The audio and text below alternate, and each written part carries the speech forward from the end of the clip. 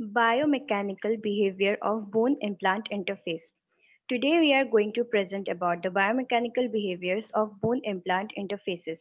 We are very thankful to our material science professor Dr. Arindam Kushagra for giving us the opportunity to do this presentation. Now I would like to begin with our presentation.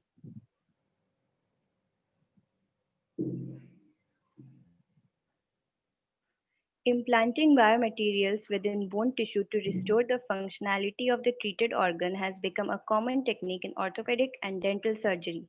The plant to tissue interface is an extremely dynamic region of interaction. Generally, a surgical procedure is performed on a patient to insert a foreign material into the bone, and the body is called on to heal the wound. The interface completely changes in character as it goes from its genesis to its maturity. Relative movements between the implant and the bone at the time of placement are more likely to favor the development of a fibro-osseous interface. The healing phase of the interface is only the beginning of its dynamic nature. The term interface is defined as a plane forming the common boundary between two parts of matter or space. It may represent a discrete boundary between the two materials or may consist of a region or zone of interaction between the two materials. Modern orthopedic and dental implant treatments aim at rapid, strong, and long lasting attachment between implant and bone tissue. The surgical success of implant surgeries depends on the evolution of the biomechanical properties of the bone implant interface, which remains difficult to determine in vivo. Predicting implant failure is difficult because bone is a complex multi-scale medium evolving as a function of time through remodeling phenomena. A better understanding of the biomechanical properties of newly formed bone around the implant interface may lead to more accurate prediction of the surgical outcome of implant integration. Implant retention is determined by interfacial phenomena such as friction or mechanical interlocking. Surface roughness influences its mechanical stability. Rough surface structures may stimulate the repair of bone tissue and may also introduce mechanically based effects in bone, such as interlocking due to bone growth into the surface.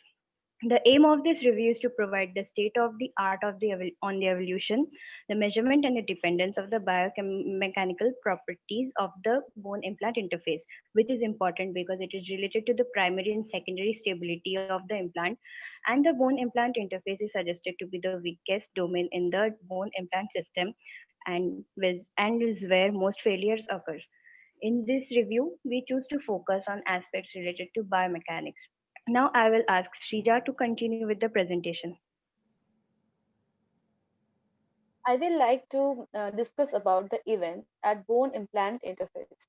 Some of the events are mitral response, host response, in vitro studies, and biomechanical consideration.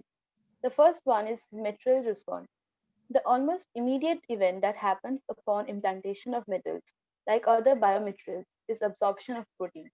These proteins first come from blood and tissue fluid at the wound site and later from cellular activity within the periprosthetic region. Once on the surface, protein can dissolve or remain to mediate tissue implant interactions. In fact, the nature of this conditioning film deposited on biomaterials is believed to be responsible for the host response. The second one is host response.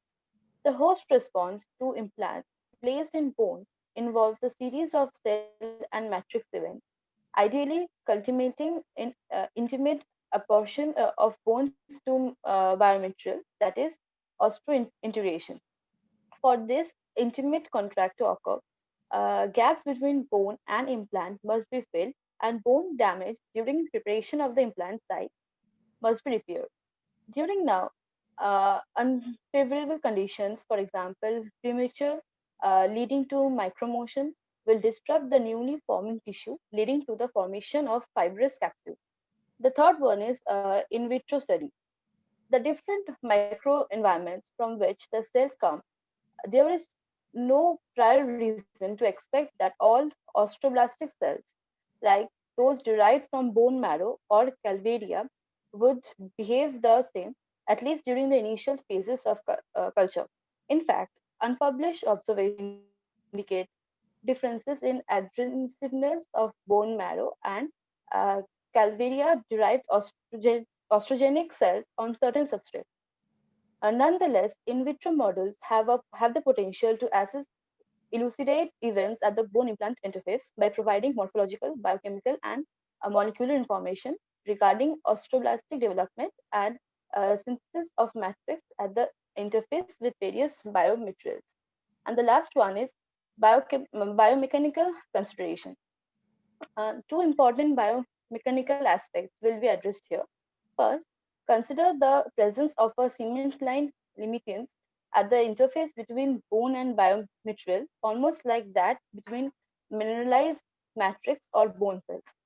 Second, excessive interfacial micromotion during bone healing is detrimental to osteointegration. There is speculation that relative motion between bone and implant damages the fibrin network and new vasculature that are the part of a early bone healing process, consecutively rerouting the healing response into repair by scar tissue. Now I would like to pass it on to Rishika. Implant stability. The determinant of implant stability is the biochemical properties of BII. A good quality of bone healing leads to direct contact between mineralized bone tissue and the implant, and an important proportion of the implant surface in intimate contact with bone tissue.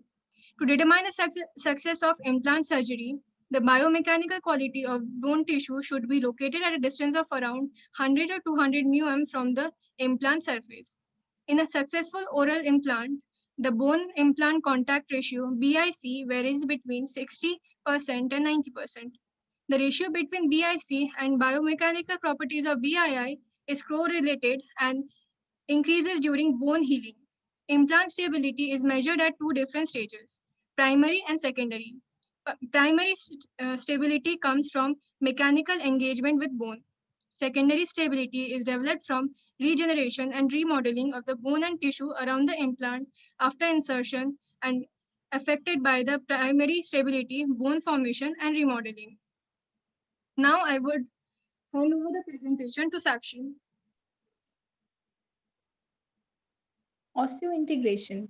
Osseointegration is defined as the direct structural and functional connection between the living bone and surface of a load-bearing implant.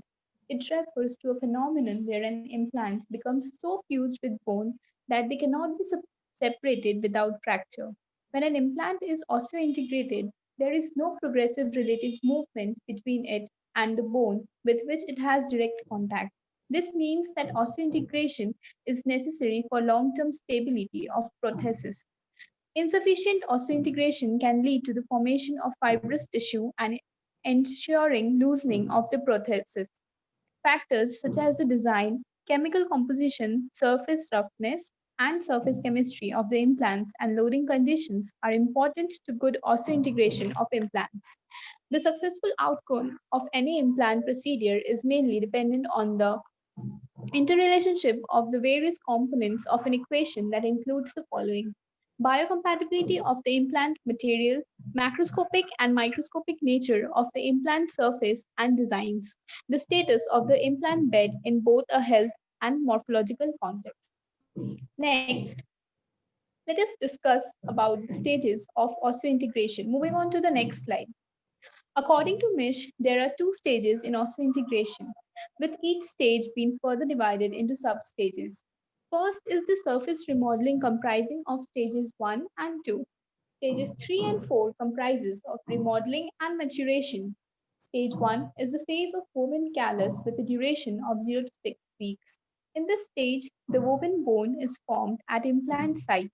This stage includes primitive type of bone tissue and characterized random felt-like orientation of collagen fibrils with numerous irregularly shaped osteocytes. At the second stage, which is the stage of lamellar compaction, remodeling and maturation with a duration of 6 to 18 weeks takes place. The woven callus matures as it is replaced by lamellar bone. At the time when the woven callus is in the process of completing the lamellar compaction, this stage takes place. During this stage, callus starts to resorb and remodeling of devitalized interface begins, leading to the establishment of a viable interface.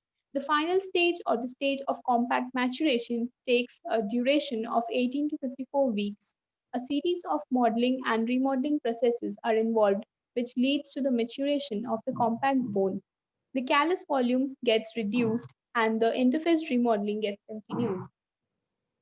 Now, moving on to the next slide, with coming to the mechanism of osseointegration, the healing process in the implant is similar to primary bone healing. Initially, blood is present between the fixture and bone, then blood clot forms. The blood clot is transformed by phagocytic cells such as polymorphonuclear leukocytes, lymphoid cells, and macrophages. The phagocytic activity level peaks during the time between the first and third day after surgery. About this time, the prosthesis is attached to the fixtures and with stimulation, bone remodeling occurs. Haversian bone calcifies, becoming dense and homogeneous. Occlusal stresses stimulate the surrounding bone. As remodeling occurs, the osseointegrated fixtures can withstand masticatory functions. When osseointegration is established and prosthesis is designed for good stress distribution, cortical bone forms along the fixture surface a few millimeters in thickness. The cortical bone to fixture surface interface has canaliculi participating in the electrolyte transportation near the oxide layer. A network of collagen bundles surround the osteocytes and insert into a glycoprotein layer. A 100 angstrom glycoprotein layer is formed. The Haversian bone becomes well organized and forms osteum. Now, moving on to the next slide. It is a general case in every situation that even after going through tons of comprehensive planning and researches, every outcome has some pros and some cons. So, moving forward with the pros of the osseointegration procedure. With the use of prosthetics, those who lost a limb due to trauma, disease, or birth defect can carry on a normal life. Patients with an osseointegrated limb have better physical control over and a more intimate emotional connection to their prosthetic leg or arm. The direct skeletal connection between the prosthesis and patient's own natural bone provides superior stability, strength, and energy transfer. In general, this procedure improves mobility, reduces nerve pain, eliminates the skin problems associated with socket prosthesis. Whereas the consequences include risk of superficial skin infections or deep tissue infections, it is a surgical procedure which includes a potentially long recovery time. Moreover, it needs a regular maintenance of cleaning the interface between the skin and implant. Now, I would like Shomalika to continue further with the presentation. The main aim of the orthopedic surgery is rapid treatment of disordered bone, joints, ligament, muscles, hip, etc. The orthopedic surgery can be classified in three sections: cemented, cementless, and hybrid. Hybrid, which is a combination of cemented and cementless. Next slide. Although cemented surgery is commonly used for different surgery cases, its its use is decreasing because it has so many side effects and drawbacks. Next slide. To overcome those drawbacks of cemented implants, cementless implants are now preferred. Biochemical properties of BII by bone implant interface is important because it is related to primary and secondary stability. BII is the weakest zone in the bone implant system where the most failure occurs. Next slide. Carlson et al. Compared three types of fixation. They reported that commenting on the tibia component of a more stable bone implant contract for 5 years compared to uncemented fixation. However, there is evidence that hybrid, the third type of surgery, may have less motion between implant and bone after the operation. So it may conclude that more research work is needed. Over to Srija. There are there are two influences of the implant properties. The first one is implant stiffness. A stiffer orthopedic implant is known to lead to a higher level of bone mineral loss in the vicinity of the implant. Similar results have been obtained using finite element studies. Thomas and Cook systematically investigated the effect of the elastic modulus of an implant on shear stiffness and strength of the BII. The elastic modulus of the implant material covered a large range of variation from 3 GPa to 385 GPa. In order to decrease the effect due to stress shielding, another approach consisting in developing customized porous implants using three-dimensional printing technology or laser power bed fusion. Other studies attempted to develop TI-based metallic material with lower stiffness, improving bone remodeling to enhance mechanical properties of the BII. The second one is implant surface. Biomaterial surfaces may undergo various modifications affecting their physical, chemical, and viscoelastic properties in order to obtain an optimal surface topography. Surface roughness not only enhances primary stability but also stimulates bone tissue repair. However, a compromise should be found concerning the roughness level of the implant surface. Wienber and Alberston were the first authors to clearly differentiate between the smooth, minimal rough, moderately rough, and rough surfaces, and to describe a peak in the bone response for moderately rough surfaces. The roughness should be sufficiently high in order to stimulate bone remodeling and not too high because excessive roughness may create stress concentration and debris, damaging bone tissue and thus hampering osteointegration processes. Now I will like to give it to Elena. Now coming to novel trends at the bone implant interface. Complex physical and chemical interactions take place in the interface between the implant surface and the bone. The bone implant interface is a heterozygous zone consisting of mineralized, partially mineralized, and unmineralized areas. The various bonds that occur at the interface zone are van der Waals force, hydrogen bonding, covalent bonding, and ionic bonding. Our biological environment is aqueous, that is, the most commonly occurring molecule is water. Water molecules can participate in hydrogen bonding, but they can also modify. The presence of water may give rise to quite strong repulsive interactions at the distances beyond the range of the short range attractive forces. In the entire healing period of a few months, there is a continuous change in the chemical environment. The oxide starts to grow, perhaps due to oxidizing radicals created in the metabolic processes. The chemical properties of the outermost atomic layer of the implant are the key factors in the integration process. Coming to the next slide. The novel trends at the bone implant interface are biomimetic coating of titanium surfaces with calcium phosphates. The calcium phosphate based coating of titanium favors the bone response compared with the uncoated titanium. Biomimetic calcium phosphate coating procedure is one of the novel approaches for preparing bioactive calcium phosphate layers on titanium surface. This technique involves the precipitation of bone-like apatite crystals from a simulated body fluid onto titanium surfaces under physiological temperatures and pH that mimics the normal conditions in human blood plasma. Thus, a calcium phosphate lattice can be formed on titanium surfaces in order to provide osteoconductive properties to the substrate. The advantage of this simple and economical procedure is that the biomimetic surface acts as a tissue engineering scaffold, and this process can be combined with deposition of signaling molecules like growth factors and bone morphogenetic proteins. Next is biomolecular coatings of titanium surfaces. The organic molecules used for biofunctionalization of titanium-based materials are of importance for orientating the tissue response, Especially extensive studies have been performed on binding ECM proteins and their peptide sequences to titanium to promote osteogenic cell adhesion.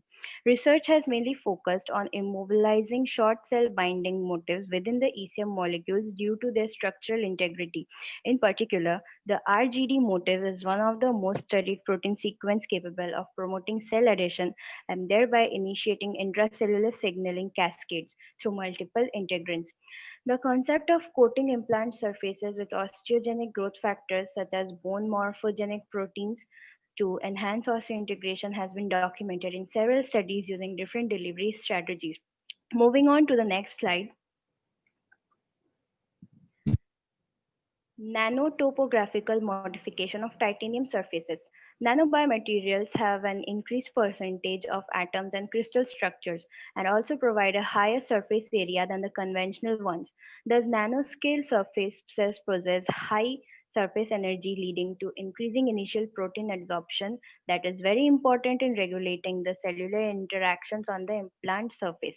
Numerous studies have shown that osteoblasts cultured on nanophase biomaterials exhibited better osteogenic behavior, including adhesion, ECM production, and mineralization, than on conventional materials.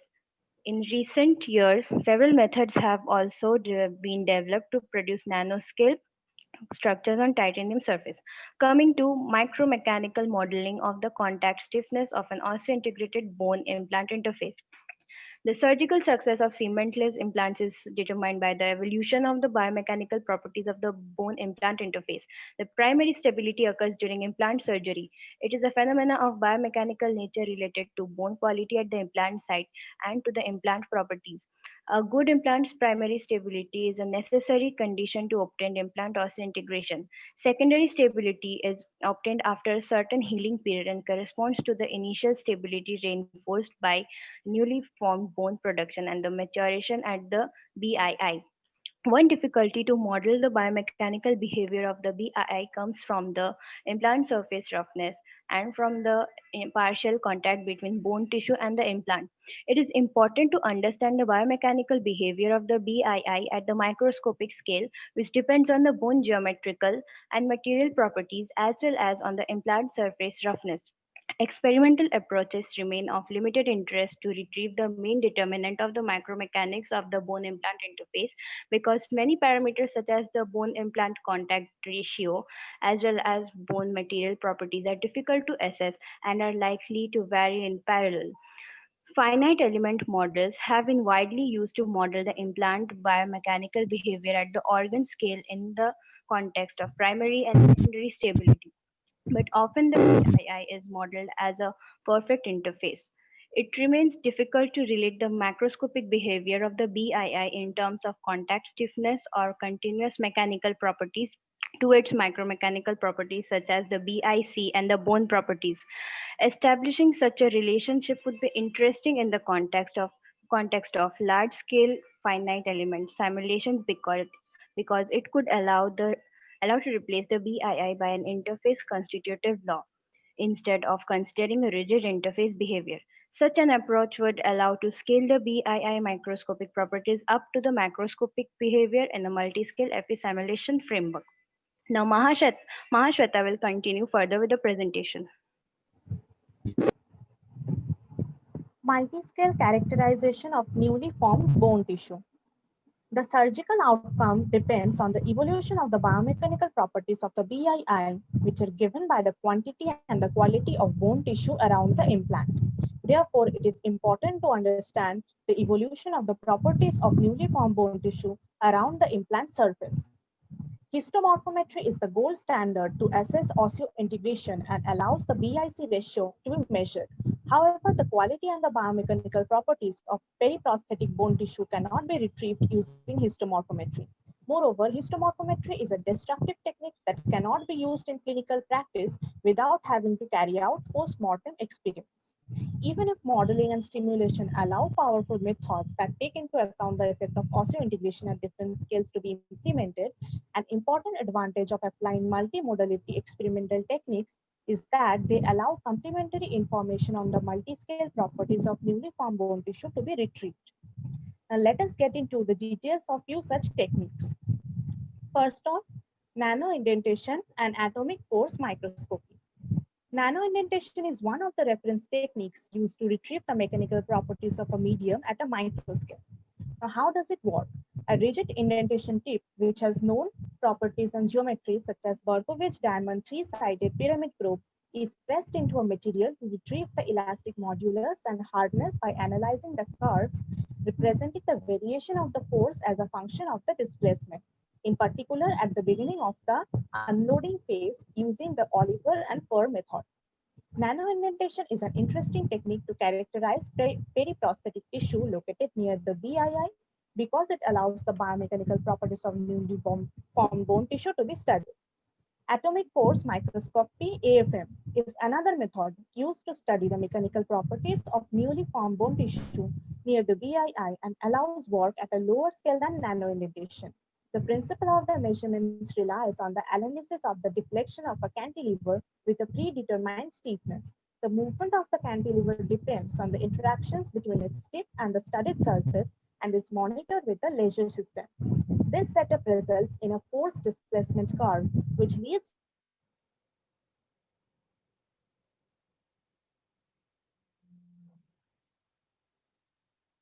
to the elasticitative ultrasound. Because ultrasound is a mechanical wave, quantitative ultrasound (QUS) techniques are naturally likely to retrieve bone mechanical properties. Another advantage of QUS techniques lies in that ultrasound is non-invasive. Ultrasound is even used to stimulate osseointegration, non-radiative and relatively cheap. In the context of osteoporosis assessment, QUS is now routinely used clinically to assess bone fragility. Ultrasound propagation in a dental implant has been modeled using finite element modeling, allowing the dependence of its echographic response on the properties of periprosthetic bone tissue to be derived. A limitation of the aforementioned approach lies in that the BII was assumed to be fully bounded and that the roughness was not considered.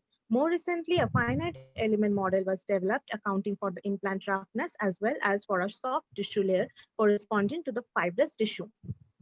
This study showed that the reflection coefficient of an ultrasound wave on the BII depends on the properties of bone tissue located at a distance of between 1 to 25 μm from the implant surface, thus opening a new path in the investigation of the BII properties. The three aforementioned modeling studies shows that the QUS techniques around 10 MHz are sensitive to changes of bone properties occurring at a distance lower than around 15 μm from the implant surface. Apart from these primary techniques, there are also few other methods which are as promising as the others, if not more. Let's get into the basics of few other promising techniques. Next slide. Many authors have investigated the properties of bone tissue in the bulk, but relatively few have focused on periprosthetic tissue, in particular because of the difficulty of simultaneously obtaining an adaptive sample and carrying out complex multimodality experiments. The investigation of the BII at the nanoscale is of particular interest when studying implant anchorage as bone rupture starts between collagen fibers and the hydroxypeptide crystals. Different techniques such as X-ray, neutron, electron-based techniques, and spectroscopy has been employed and are described below. X-ray-based techniques. Optical microscopy techniques are often used to observe biological tissues, but they consist in analyzing two-dimensional sections. To improve such analysis, three-dimensional techniques have been developed, such as X-ray mucity, which allows imaging of woven bone formation at a titanium interface at the microscale for further finite element analysis at the microscopic level. X-ray diffraction techniques and small angle X-ray scattering, SAXS, have been used to characterize the inorganic structure of bulk bones, such as the shape and the orientation of hydroxypeptide crystals. Little work has been done using SAXS to investigation the periprosthetic bone tissue. The mineral crystals close to the implant surface were found to be preferentially aligned with the implant surface. However, no work has been done on the evolution of this alignment over time and space during osseointegration. Neutron-based techniques. Neutron microcomputed tomography is a promising technique to investigate the BII because of the absence of metal artifacts obtained with X-ray-based techniques. A dental implant integrated in a rat tibia has been investigated with both X-rays and neutron tomography at different resolutions. Bone ingrowth was shown to be equivalent for all images except the neutron images of the lowest resolution. Neutron tomography was then used in combination with the pull-out test. As a result, neutron images allowed bone growth to be quantified at the interface without artifacts, and the images were analyzed to follow the evolution of strains and cracks in the surrounding bone as the implant was pulled out and until BII failure. Now, the next technique is electron-based techniques. Electron tomography is another promising technique allowing visualization of the three-dimensional structure at a high resolution. Electron tomography was used to investigate in 3 dimensions the interface between human bone and a hydroxyapatite implant, which allowed the observation at the nanometer scale of hydroxyapatite crystal orientation around the implant surface in comparison with the orientation of crystals in the collagen matrix of bone. Another function of electron tomography is elemental analysis, which provides elemental mapping of calcium, potassium, oxygen, and titanium at the implant surface. Electron tomography samples can be prepared with the focused ion beam FIB method using producing thin lamella. Spectroscopic approaches. Two spectroscopic methods, Fourier transform infrared spectroscopy FTIR and Raman spectroscopy, has been employed to characterize the composition of mature and newly formed bone tissue. These two techniques have been used to study the structural changes in bone tissue depending on the distance to the implant during osseointegration around an artificial composite bone material. FTIR spectroscopy allows characterization of bone material and matrix components by comparing the results with a reference spectrum. The components provide information on bone microstructural properties such as mineral content, crystallinity, and collagen maturity at the nanometer scale owing to the combination of FTIR and AFM techniques. On the other hand, Raman spectroscopy provides similar information to FTIR spectroscopy on samples of various types and with easier sample preparation. The drawbacks of Raman spectroscopy compared with FTIR are a lower signal-to-noise ratio and possible fluorescence. Now, passing on to Shumona to carry forward the presentation. Macroscopic testing of the bone implant interface. Various forms of biomechanical testing using totally different loading conditions are introduced so as to live the biomechanical properties of the BIS. Some consider implants used in clinic, while others have employed custom-made implants with a simplified geometry and loading conditions, which allows to work under standardized conditions. Now coming to our next topic, using implants employed in the clinic. Many studies within the dental and orthopedical fields have been carried out using implants employed in clinical practice. Two different testing configurations may be distinguished. The primary one consists in associate degree estimation of the micromotion of the BII, whereas the second consists in realizing the macroscopic pull-out test. Micromotion measurement. An excessive level of micromotion at the BII limits the probabilities of implant success. That explains why totally different teams have measured micromotions throughout the applying of cyclic stresses onto the implant. Such associate degree approach has been meted out by implant makers to validate the planning of latest implants. Though the age on top of that osseointegration phase depends on the patient, a micromotion level on top of 150 is often. Numerous studies have evaluated micromotion obtained below physiological loading throughout a patient's daily activities.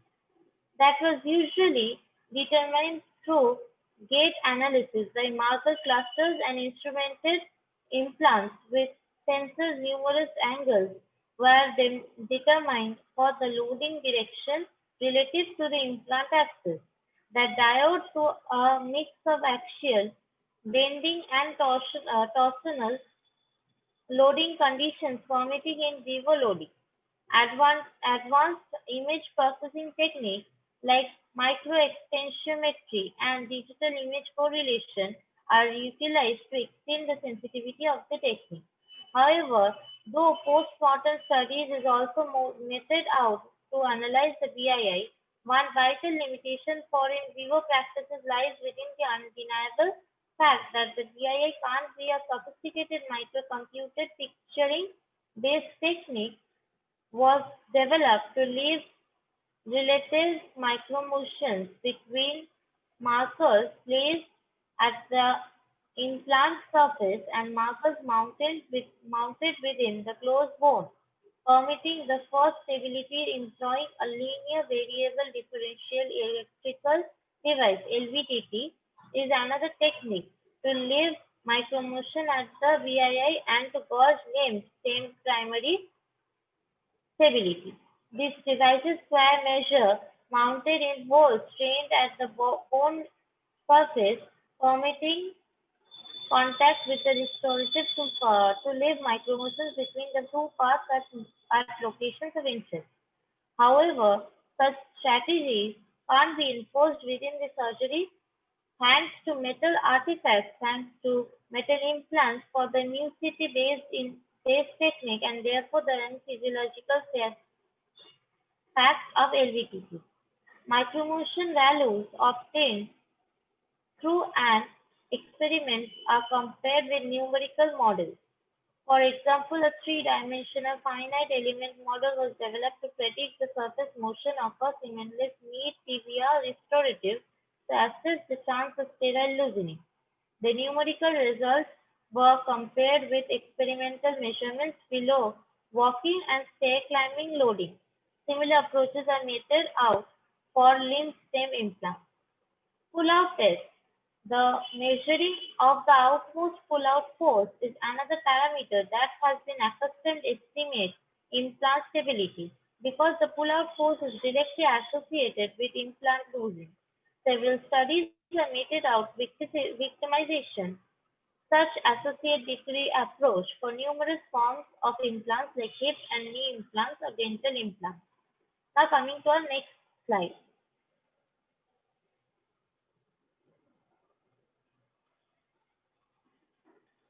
Dedicated implant models to measure initial mechanical fixation. All implants utilized in clinical apply have a fancy pure mathematics that results in specially advanced, non-uniform multi-axial stress fields once the implant is loaded.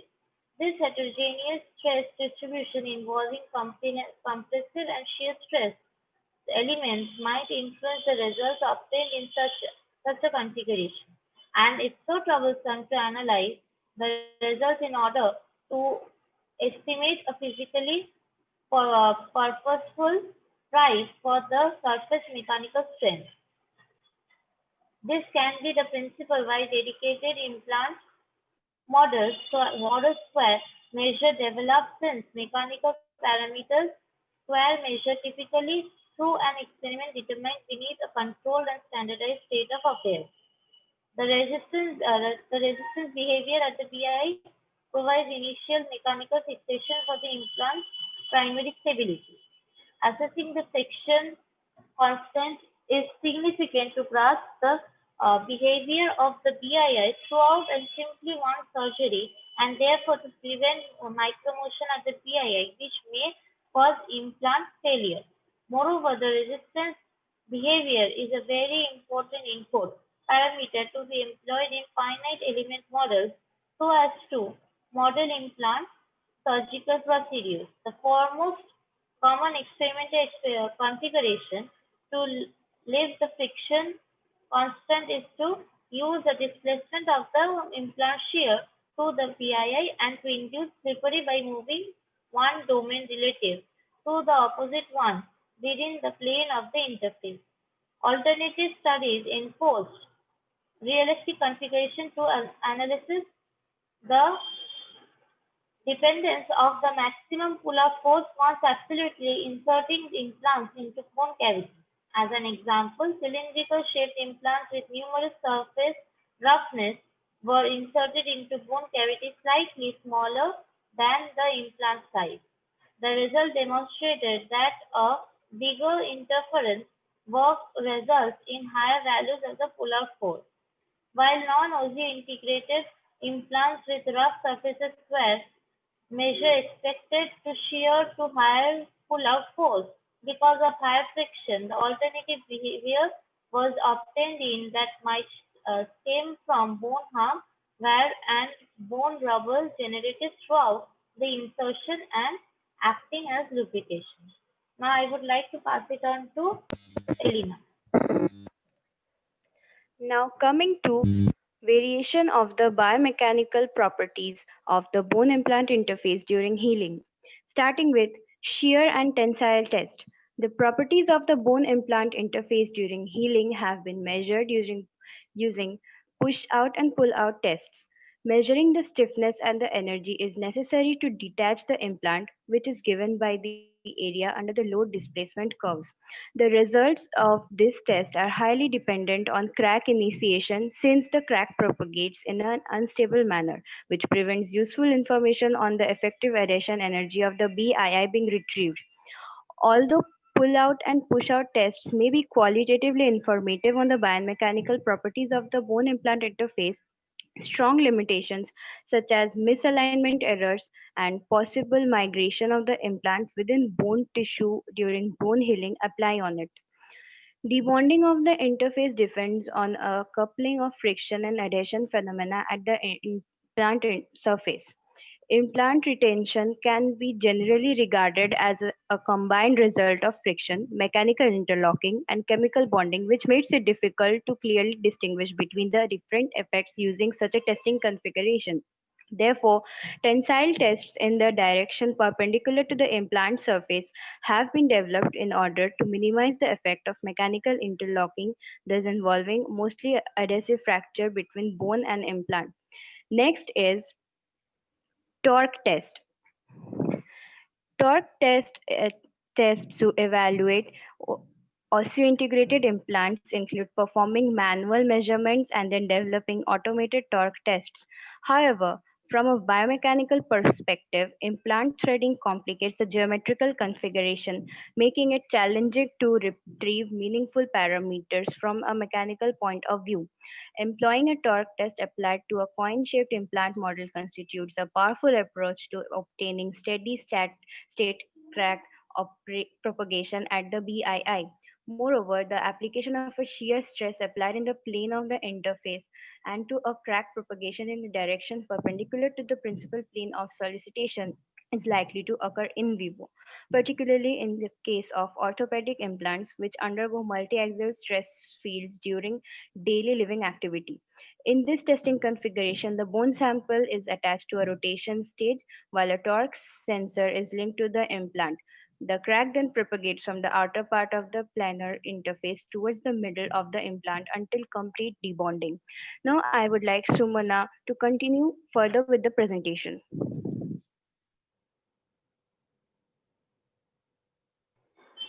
Mechanical testing of bone and the bone implant interface.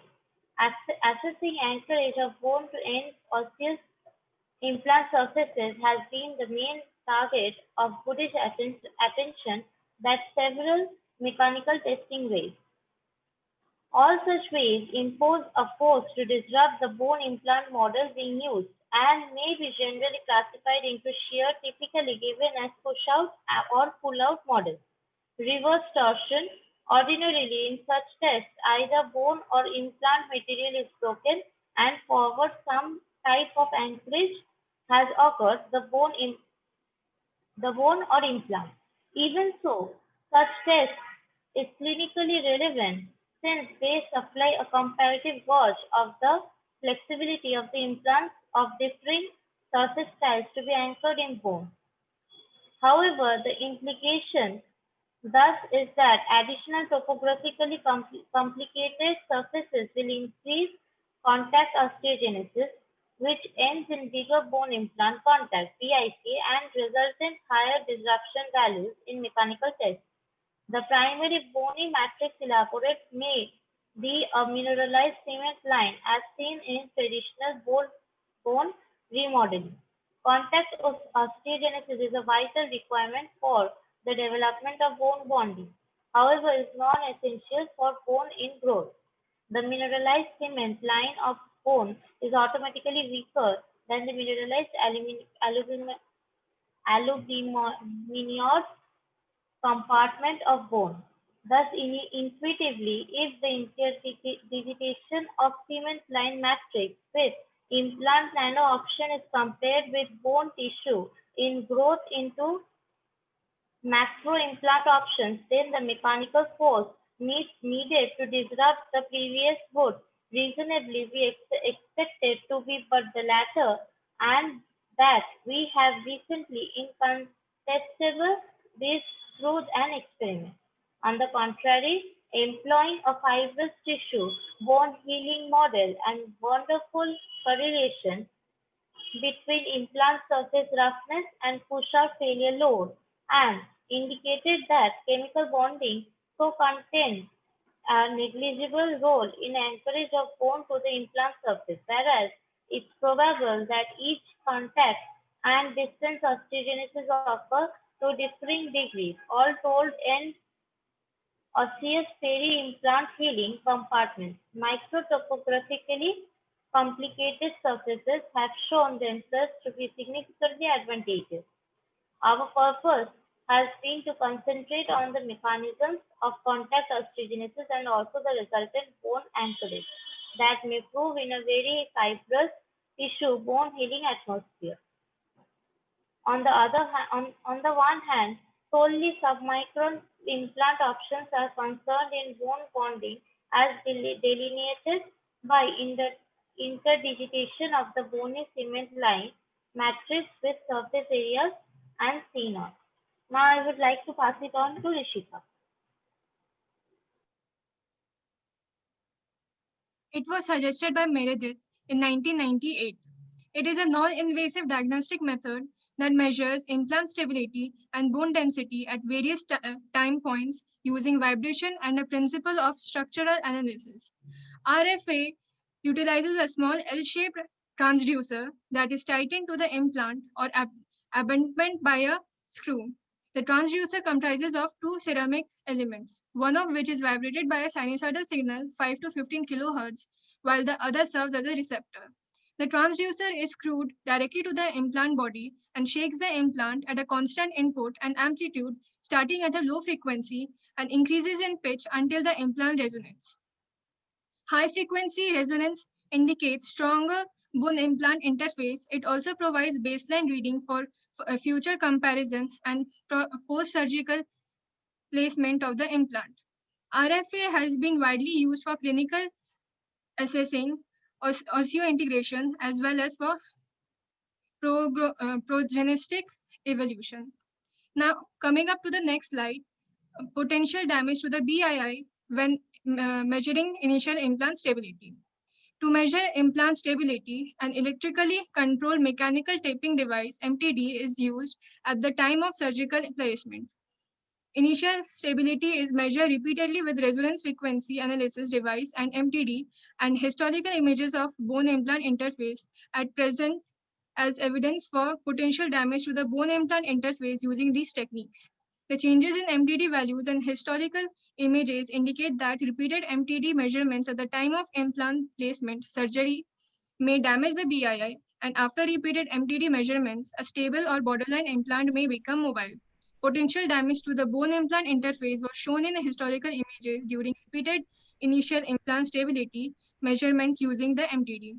Initial implant stability measurements using the MTD should be performed with caution and they may be contraindicated for implants placed in low quality bone. Now I will hand over the presentation to Angana. Controlling bone implant interface. Different approaches are being used in an effort to obtain the desired bone implant interface. The ideal bone implant that should be present a surface conducive to that will induce osseointegration, regardless of implantation site, bone quantity, bone quality, etc. As scientists have discovered, biological tissues interact with mainly the outermost atomic layers of the implant. Although secondary and other byproduct reactions will occur, the primary interaction zone is generally above zero point 0.1 to 1 nanometer. Consequently, much effort is being devoted to methods of modifying surfaces of existing biomaterials to achieve desired biological responses with respect to polymers. The approaches can be classified as physiochemical, morphological, or biochemical. Physiochemical methods. Surface energy, surface change, and surface composition are among the physiochemical characteristics that have been altered with the aim of improving the bone implant interface. Glow discharge has been used to increase surface free energy in order to increase tissue adhesion. Considering the role of electrostatic interactions in many biological events, charged surfaces have been proposed as being conducive to tissue integration. Calcium phosphate coatings have been extensively investigated because of their chemical similarity to bone mineral. Each approach, however, has drawbacks. Increased surface energy does not selectively increase the adhesion of particular cells or tissues, and it has not been shown to increase bone implant interfacial strength. Contradictory results with charged materials in bone have been reported. Indeed, both positively and negatively charged surfaces were observed to promote bone formation. Although short term clinical results have been encouraging, dissolution of coatings as well as cracking and their separation from metallic substrates remain concerns. Morphological methods. Alterations in surface morphology and roughness have been used to influence cell and tissue responses to implants. Porous coatings were developed with the rationale that because of mechanical interlocking, bone ingrowth would increase fixation and stability to the implant. Data from retrieval studies of orthopedic implants, however, indicate that only a relatively small portion of the available pore volume is filled with bone. In addition to providing mechanical interlocking, surfaces with grooves can induce contact guidance, whereby the direction of cell movement is affected by the morphology of the substrate. This phenomena has applications in preventing epithelial downgrowth on dental implants and directing bone formation along particular regions of implants. Mineral deposits in bone cell cultures can also be altered by surfaces with pits and grooves. Biochemical methods. Biochemical methods of surface modification offer an alternative or adjunct to physiochemical and morphological methods. Biochemical surface modification endeavors to utilize current understanding of the biology and biochemistry of cellular function and differentiation. Much has been learned about the mechanisms by which cells adhere to substrate, and major advances have been made in understanding the role of biomolecules in regulating differentiation and remodeling of cells and tissue, respectively. The goal of biochemical surface modification is to immobilize protein, enzymes, or peptides on biomaterials for the purpose of inducing specific cell and tissue responses, or, in other words, to control the tissue implant interface with molecules delivered directly to the interface. There are two methods to do this. One approach to control cell biomaterial interactions utilizes cell adhesion molecules. Researchers have been depositing RGD containing peptides on biomaterials to promote cell attachment. Cell surface receptors in the integrin superfamily recognize the RGD sequence and mediate attachment. A second approach to biochemical surface modification uses biomolecules having demonstrated osteotropic effects. A great amount of information has been obtained about biomolecules involved in bone development and fracture healing.